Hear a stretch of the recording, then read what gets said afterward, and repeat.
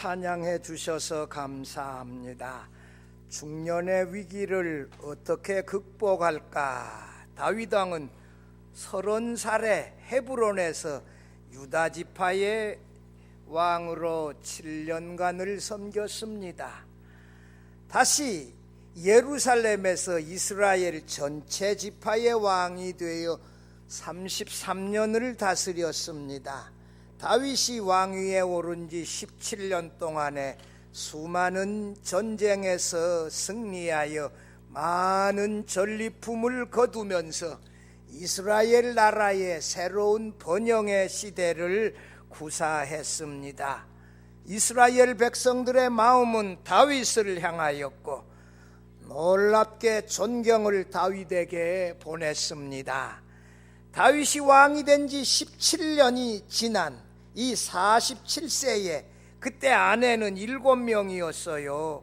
왕궁에 살고 있었는데 이 유다 광야에서 살 때와 여건이 다르지 않아요. 편안하고 안락하고 부요하고. 그런데 이때 위기가 찾아왔어요. 다윗은 청년 시절 엘라 골짜기에서 블레셋의 거인 골리앗 장군과 싸울 때 아무도 나가지 아니하는데 물맷돌 하나를 들고 나는 내가 모여가는 이스라엘 군대에 하나님의 이름으로 내게 나아가노라.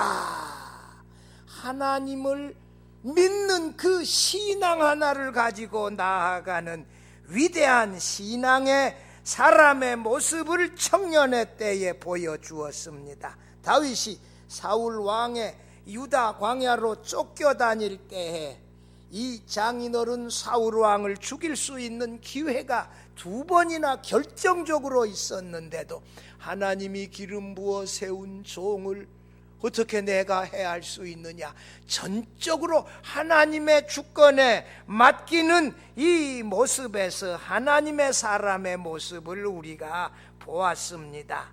다윗은 가족들의 주거지 이 블레셋의 시글락을 약탈한 아말렉 사람들을 하나님께 물어 끝까지 죽여가요 빼앗겼던 가족들을 다 다시 찾고 아말렉 사람들에게서 빼앗는 수많은 전리품들을 중간에서 낙오한 200명의 이 병사들에게도 똑같이 분배하고 이스라엘 12지파 사람들에게도 나누어 주는 모습에서 공정한 이스라엘의 왕의 모습도 보았습니다. 다윗이 이스라엘 나라의 왕이 되어 블레셋, 가나안, 모압, 이 아람, 에돔과의 전쟁에서 승리하면서 백성들에게는 안정감을, 번영을 누리게 했지요.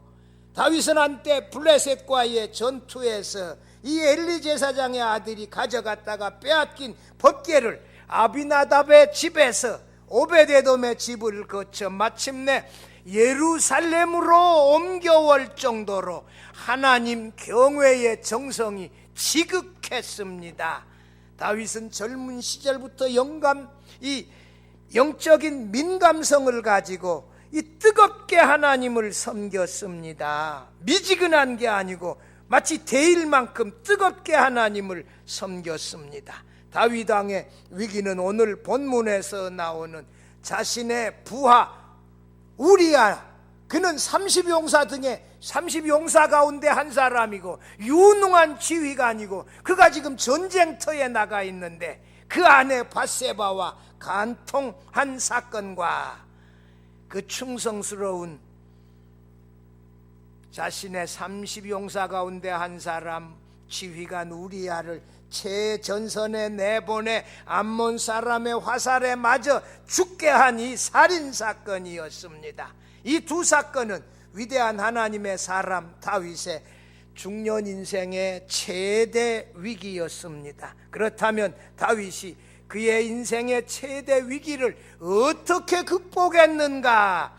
이 본문과 그 뒷장으로 이어지는 내용을 살펴보며 함께 은혜 나누고자 합니다. 첫째로 중년의 위기는 신앙의 나태함과 죄악에 빠질 때 찾아옵니다. 언제 찾아온다고요? 나태함에 빠질 때. 오후 예배도 안 나오고 수요일 예배도 안 나오고 금요 예배는 있는지도 모르고 나태함에 빠질 때에 위기가 찾아와요. 죄악에 빠질 때 위기가 찾아와요. 다윗은 예루살렘의 왕자에 앉아 백성들을 다스리면서 군사들과 함께 전쟁터에 당연히 나가야 하는데 왕궁의 평안하고 풍요로운 생활에 점차 익숙해졌습니다. 7명의 아내, 바세바까지 8명이에요. 또 첩이 많이 있었어요. 몇 명인지 몰라요. 중년의 나이에 7명의 아내와 더불어 살고 있었음에도 아직은 마음이 허전하고 젊은 여인에 대한 관심도 계속 있었지요. 다윗은 이제 47살의 중년이 되며 벽에 걸어놓은 청동 거울을 볼 때 아니 머리에 흰머리가 생겨났네.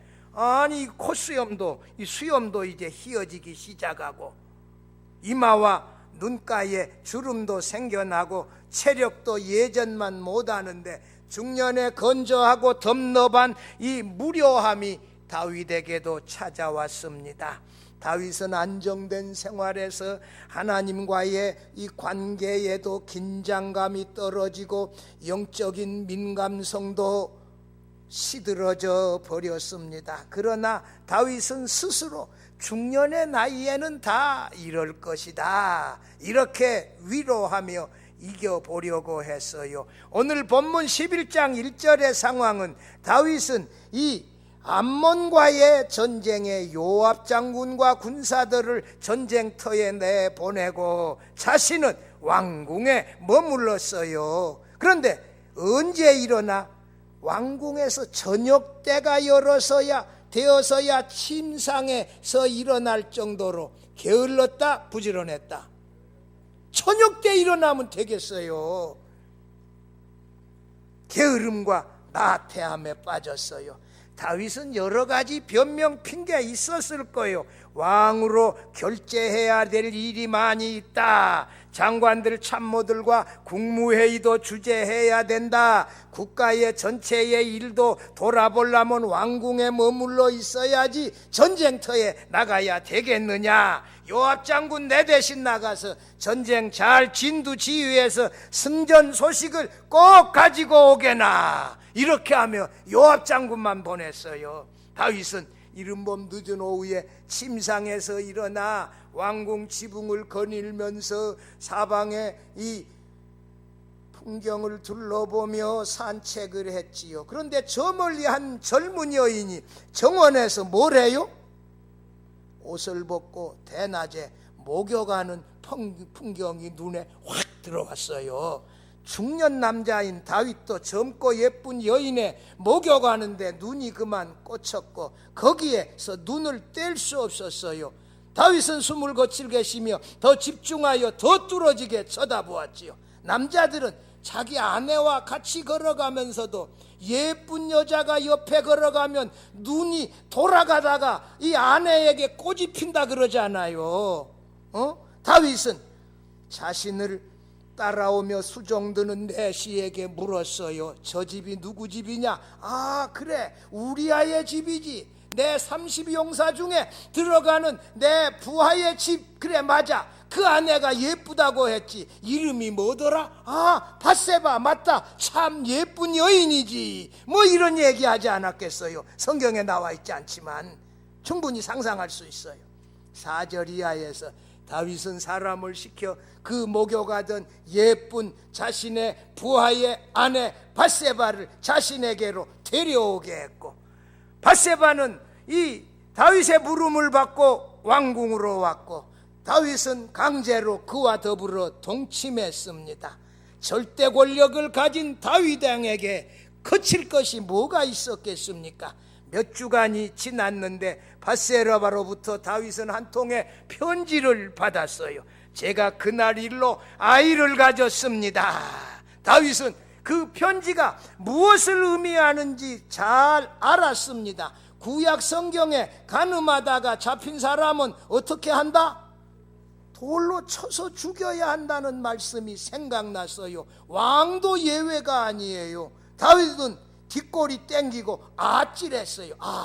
이제까지 쌓아왔던 명성도 한순간에 날아나고 자신도 어쩌면 돌에 맞아 죽어야 할지 돌로 던지라 할지 모른다는 생각이 번개처럼 스쳐갔지요. 다윗은 그의 심장이 요동쳤고 숨은 거칠어졌고 손발은 떨려왔어요.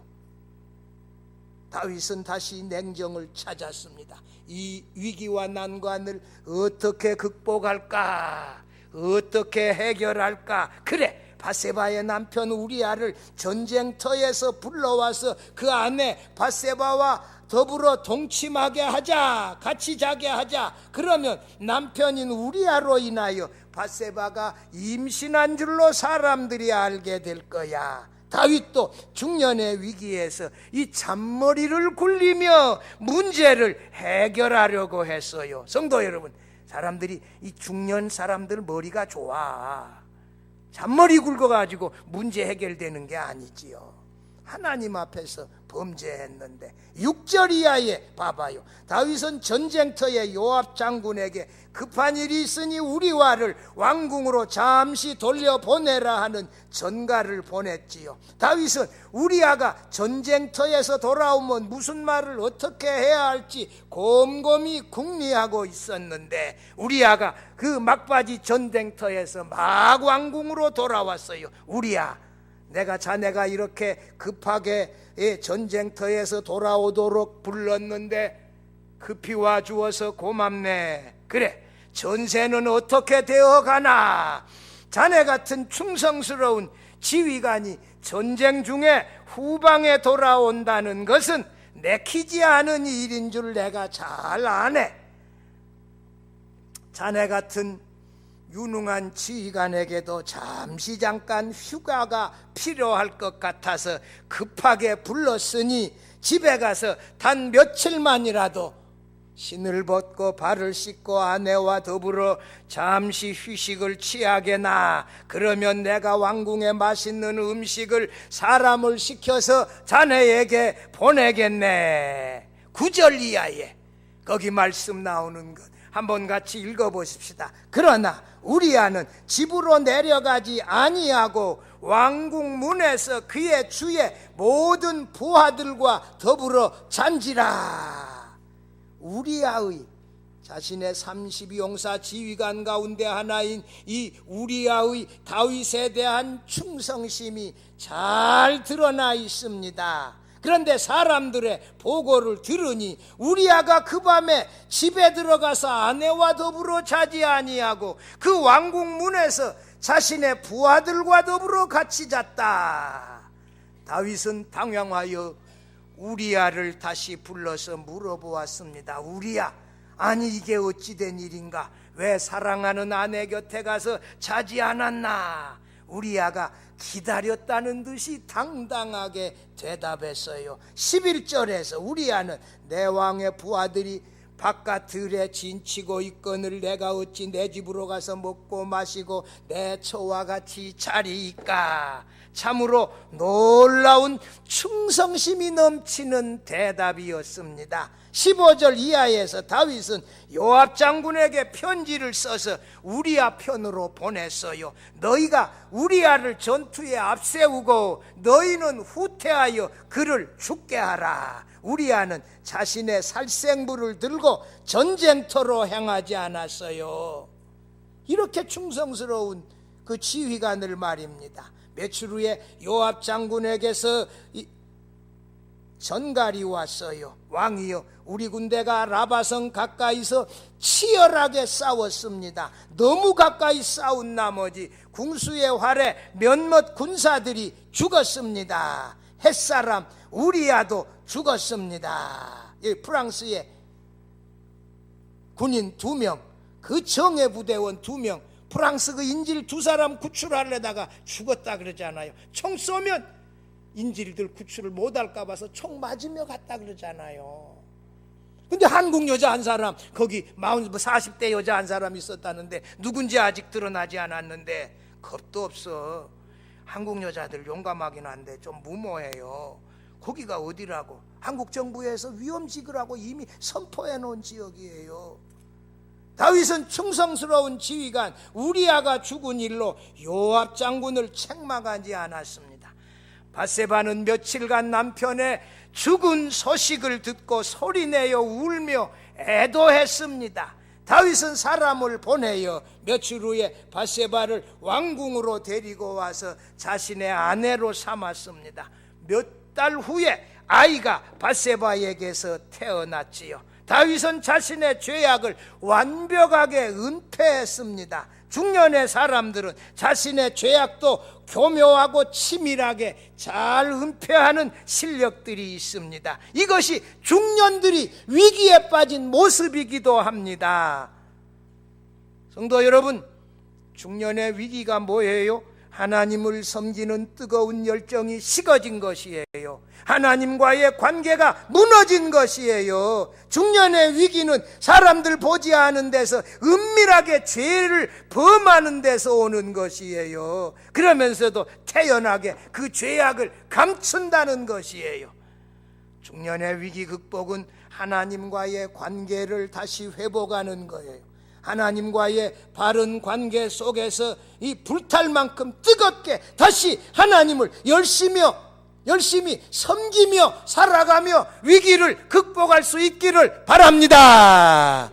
둘째로, 중년의 위기 극복은 죄를 자백하고 회개하는 데서부터 옵니다. 사무엘하 12장에서 하나님은 나단 선지자를 다윗 왕에게 보냈습니다. 나단이 이 다윗 왕에게 가서 한 성읍에 사는 부자와 가난한 사람 두 사람의 이야기를 시작했어요. 왕이요, 한 성읍에 거대한 부자가 살고 있었는데 그는 양과 소가 많습니다. 길 건너편에 그런데 한 가난한 사람이 살고 있는데 그에게는 아무것도 없고 뭐 한 마리 있어요? 암양 새끼 딱 한 마리밖에 없는데 가난한 사람은 그 암양 새끼 한 마리를 얼마나 사랑했는지 집안에서 딸처럼 사랑하며 같이 먹고 함께 살았습니다. 그런데 어느 날 행인이 부자의 집에 찾아오자 부자는 자기 집에 찾아온 손님을 위하여 자신의 많은 양 가운데 한 마리 잡지 아니하고 길 건너편 가난한 이웃의 암양 새끼 한 마리밖에 없는데 그것을 빼앗아 잡았나이다.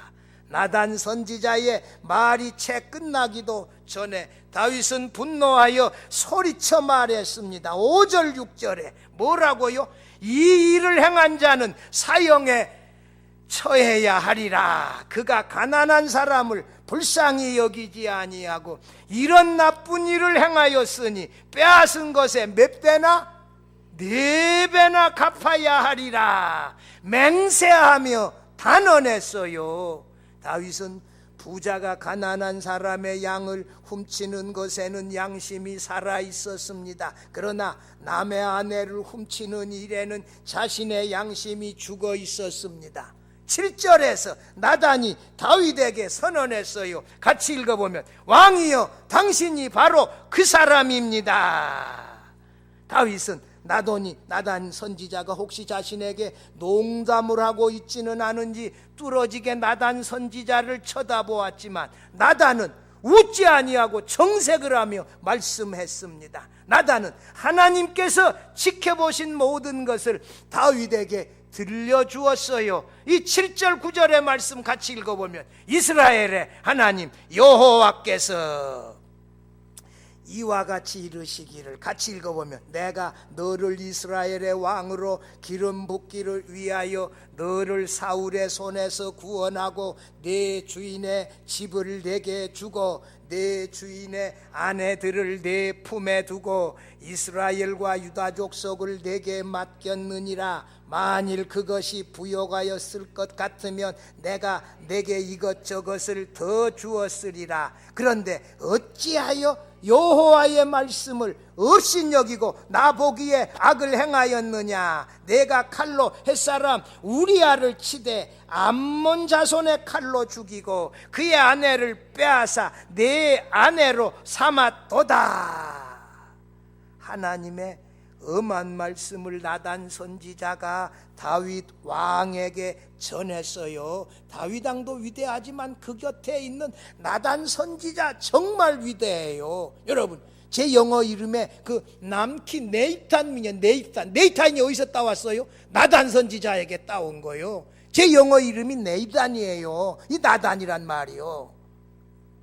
여러분, 이 나단 선지자 죽기를 각오하고 이게 무서운 것이 없이 다윗 왕에게 직언하지 않아요. 다윗은 자신의 죄악을 나단 선지자 앞에서 고백했어요. 자기 연민도 자기 합리와도 어떤 변명도 하지 아니하고 진솔하게 고백했어요. 13절에 뭐라고요? 내가 여호와께 죄를 범하였노라. 솔직하게 다윗은 고백했어요. 이것이 다윗의 위대한 점이에요. 하나님 앞에서 변명하지 아니하고 진솔하게 솔직하게 제가 죄를 범했습니다. 다윗은 밧세바와 범죄하였고 우리아에 대하여 범하였고 하나님께 죄를 범하였다고 솔직하게 하나님 앞에서 나단 선지자 앞에서 고백했습니다. 13절 14절에 보면 나단이 다윗에게 말하되 여호와께서도 당신의 죄를 사하셨나니 당신이 죽지 아니하려니와. 이 일로 말미암아 여호와의 원수가 크게 비방할 거리를 얻게 하였으니 당신이 낳은 아이가 반드시 죽으리이다 라고 선언했습니다. 이 밧세바가 낳은 아이는 말씀대로 심히 알았는데, 알았을 때 다윗은 금식하며 기도하며 살려달라고 매달렸으나 죽었지요. 그런데 하나님은 다윗의 회개를 보시고 사무엘하 12장 24절에 보면 누가 태어나게 했다? 누가 태어나게 했다? 솔로몬이라고 하는 그 지혜로운 위대한 왕이 이 다윗과 밧세바 사이에서 태어나게 하는 놀라운 위로를 주셨습니다. 여러분, 죄를 범했더라도 정말 정직하게 진실하게 죄를 자백하고 그 죄악을 떠나면 하나님이 다시 은혜를 주신다는 사실도 믿으시기를 바랍니다. 여러분, 하나님 앞에서 우리의 은밀한 죄도 숨길 수 없어요.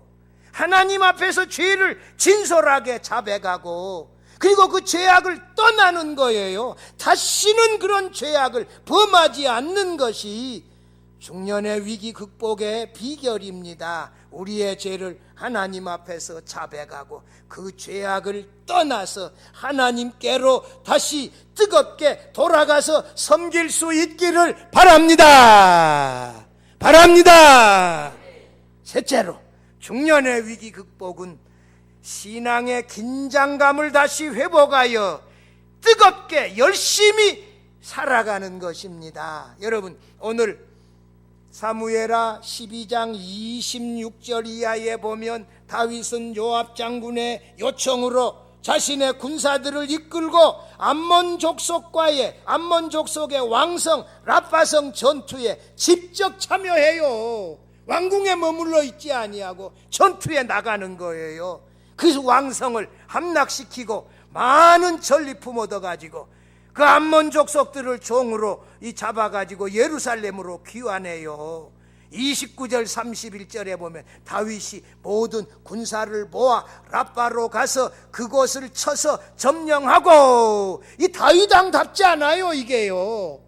지휘관이 앞장서서 전선에 가서 다 지켜야지. 옛날 전투 그러지 않아요. 지금 전투는 그렇지 않지만 딱 왕이 가서 지금 무게를 잡고 지휘관들 시키고 전략 지시하고, 다윗은 다시 그 과거에 용감했던 그 왕의 모습 다시 회복했어요. 뿐만 아니라 30절에 보면 그 왕의 머리에서 보석 박힌 왕관을 가져오니 그 중량이 금 한 달란트라. 다윗이 자기 머리에 쓰니라. 여러분, 무수히 많은 노량 물건 들고 오고 그 암몬 백성들을 끌어와서 뭘 시켰다? 톱질, 썰애질, 철도끼질, 벽돌구이들을 그들에게 시켰다. 여러분, 다윗은 왕궁의 한낮에 일어나는 게으름과 나태함에서 벗어나서 다시 초심으로 돌아가 긴장감을 가지고 전쟁터에 군사들을 이끌고 가서 직접 전투에 참여하며 승리하지 않아요. 성도 여러분, 열심히 신앙생활했던 때로 다시 돌아가야 합니다. 우리가 나이 들어간다고 신앙에 게을러질 수 없는 거예요. 나이 들어간다고 운전 못 와서 운전하고 밤에 못 한다 그러면, 나 우리 봉장로님이 92이신데 밤에 운전 못 오셔서 예배당 못 온다 그러면 난 이해해요. 얼마 전까지도 수요일 밤에 운전하고 오셨어요. 근데 봉장로님 밤에 운전하고 나 못 온다 그러면 난 이해해요. 90도 안 되는 어른들이 예배당에도 안 나오고 그러면 되겠어요? 오후 예배 다 나오세요. 수요일 밤 예배도 나오시고 금요기도에도 나오고, 우리가 기도로 성령의 도움으로 예배당을 건축해야 될 거 아니요. 우리 가정을 놓고 같이 기도해야 되어질 것 아니겠습니까? 여러분, 초심으로 돌아가서 하나님 관계에 이 바른 관계를 가지고 옆에 있는 사람이 불탈 만큼 뜨거움으로 하나님을 섬기는 것이 바른 신앙의 회복입니다. 사랑하는 성도 여러분, 중년의 개인의 평안과 경제적인 여유에 빠져서 좋은 차 타고 좋은 집에 살며 멋진 취미생활하면서 신앙의 열심을 잊어버리고 식어져 버린 사람들, 위기에 빠진 사람들입니다. 유명인사들이 마약에 빠지고 성에 탐닉하고 또 뭐 찍어가지고 공감하고, 이게 있을 수 있는 일이에요. 도무지 불가능한 일이 젊은이들 사이에 일어났다. 여러분, 그 열심히 얻던 신앙의 초심으로 돌아가자고요. 가장 열심히 하나님을 섬겼던 때를 기억하고 그때처럼 열심히 하나님을 섬기고 예배하고 기도하고 아이들도 가르치고 그렇게 하자고요. 여러분, 주일 오후 예배, 3일 밤 예배 꼭 좀 오세요. 몇 명 안 돼요. 수요일 밤에는 다 어디 갔는지 몰라. 밤매로 간 것도 아닌데, 응? 요즘 모내기철도 아직 안 왔는데 뭐 모짜리 하러 간 사람들도 아닐 텐데, 일하러 가서 그런지 어쩐지는 모르겠지만 은밀한 죄악, 사람들이 모른다 할지라도 하나님은 숨길 수 없어요. 하나님을 가릴 수는 없어요. 철저하게 죄를 자백하고 회개하며 그 죄악을 떠나서 다시는 그 죄악을 범하지 말고 하나님께 용서를 구하면 하나님은 용서해 주시고 솔로몬과 같은 아들도 태어나게 하시는 은혜를 베풀어 주신다는 사실입니다. 다윗처럼 중년의 위기를 신앙으로, 뜨거움으로 극복하고 열심히 뜨겁게 하나님을 제대로 섬기는 우리 모든 성도들이 되어질 수 있기를 주의 이름으로 축원합니다. 축원합니다. 하나님 감사합니다. 대한민국이 참 잘 살아졌습니다. 여유가 있었습니다. 하나님, 우리가 여유롭게 풍요롭게 평안하게 취미생활하며 잘 살다 보니 하나님 예배하고 섬기는 신앙생활이 많이 식어져 버렸습니다. 하나님, 다시 열심을 주세요. 하나님, 뜨겁게 하나님을 섬기게 해 주세요. 하나님, 어느 분야든지 교사로, 찬양대원으로, 구역교사로 충성하며 신앙생활하게 해 주세요. 하나님, 우리 아이들도 우리의 대를 물려가며 열심으로 하나님 예배하고 섬기게 하여 주옵소서. 하나님, 죄악을 멀리하게 해 주세요. 죄악을 자백하게 해 주세요. 그래서 참으로 하나님의 용서의 은혜, 더 풍성한 은혜 덧입게 하여 주옵소서. 예수님의 이름으로 기도드리옵나이다. 아멘.